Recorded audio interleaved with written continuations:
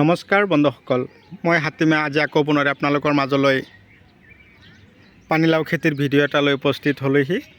আজিৰ ভিডিঅ'টো আপোনালোকৰ কাৰণে অতিকে গুৰুত্বপূৰ্ণ ভিডিঅ' হ'ব আৰু আপোনালোকে মোৰ ভিডিঅ'টো আজি আৰম্ভণিৰ পৰা শেষলৈকে চাব লাগিব। বৰ্তমান বৰ্ষাৰ সময়, বৰ্ষাৰ বতৰ। আজিৰ এই ভিডিঅ'টোৰ মাজত আপোনালোকে অলৰেডি 3ৰ পৰা 4টা ট্ৰপিৰ ওপৰত কথাখিনি জানিব পাৰিব। মই আজিৰ এই ভিডিঅ'টোৰ মাজত কথাখিনি সম্পূৰ্ণভাৱে আপোনালোকৰ লগত আলোচনা কৰিম। কথা হ'ল আপোনালোকে স্কিপ নকৰিব। আজিৰ টপিক এটা হ'ল কি, গছৰ গুৰি যিটো লাও গছ আছে, লাও গছৰ গুৰিটো ফাটি যায়, গছটো কলা কলা হৈ যায়। কেৱল লাও গছৰ কথা কোৱা নাই, ভোল গছ, জিকা গছ এনেকুৱাও হয়। বৰ্তমান ছিজন ভোল, জিকা, লাও এনেকুৱা বৰ্ষাৰ সময় বা বাৰিষা সময়ত আমি কৰিছোঁ। আৰু গছৰ গুৰি ঠিকেই থাকে, ওপৰ ফালেও ঠিকেই থাকে, কিন্তু গছৰ ঠিক মাজত এনেকৈ মৰি যায়, লেৰেলি যায়। চাব পাৰিছে না?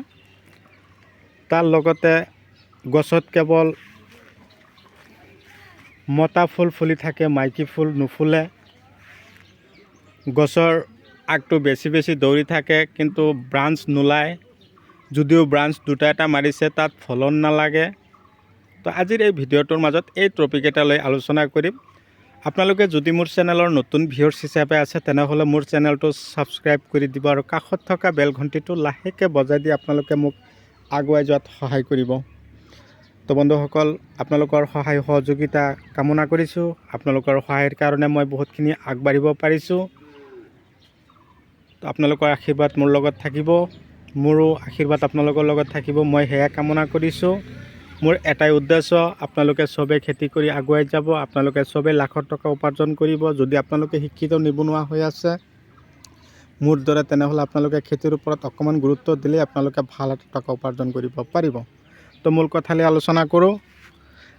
প্ৰথম কথাটো হ'ল গছৰ গুৰিটো ফাটি যায়। এইটো এটা ফাংগিচাইড হয়। আৰু এটা সমস্যা হ'ল, ফাংগিচাইডটো আছে, তাৰ আৰু এটা সমস্যা হ'ল বৰলে এই হুলে বিন্ধাই দিয়ে। তেতিয়া কিন্তু গছত এনেকুৱা ধৰণৰ আগটো ঠিকেই থাকে, গুৰিটো ঠিকেই থাকে, মাজৰ মৰি যাবলৈ হয় আৰম্ভ কৰে বা লেৰেলি যায়। তাৰ কাৰণে আপোনালোকে 5 গ্ৰাম স্প্ৰে কৰিব। ফাংগিচাইড লাগিছে, জুডিঅ' পাৱাৰ স্প্ৰে কৰিব, লখন্দি স্প্ৰে কৰিব। গছৰ ব্ৰাঞ্চটো ঠিকছে মাৰা নাই, মই অলপ আগতে কথাটো ক'লোঁ। আপোনালোকে যিটো মেইন গছ আছে, ধৰক এইটো এটা গছ, এই গছটো ঠিক মেইন যিটো শকত আগ আছে, সেইটো আপোনালোকে কাটিং কৰি দিব। কাটিং কৰি দিয়াৰ লগে লগে চাব, এটা গছৰ পৰা কমেও 15ৰ পৰা 20টা ব্ৰাঞ্চ ওলাইছে। সেই ব্ৰাঞ্চত চাব, এটা ব্ৰাঞ্চতে কমেও 3ৰ পৰা 4টাকৈ পানীলাও লাগন দিছে। বাছ, স্ত্ৰী ফুল নুফুলে, কেৱল মতা ফুল ফুলি থাকে। তাৰ কাৰণ হ'ল গছৰ যিটো খাদ্য, সেই খাদ্যটোৰ মাজত পৰিছে কি, এটা ভিটামিন আছে, সেইটো হ'ল triple booster L.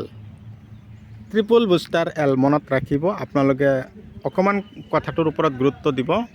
Triple booster L, এই ভিটামিনটো এনেকুৱা কাম কৰিব, যিটো গছত নেকি কেৱল মতা ফুল ফুলি থাকে, মাইকী ফুল নুফুলে, এইটো গছত আপোনালোকে ট্ৰিপল বুষ্টাৰ এল দিব পাৰিলে আপোনালোকৰ খেতিত বহুত ভাল লাগন দিব। আৰু এটা কথা কৈছোঁ, griffin, gold special, soil, marble, জিবা 26 এই ধৰণৰ ফাৰ্টিলাইজাৰবিলাক দিলে আপোনালোকৰ খেতিটো ভাল ফলন আহিব।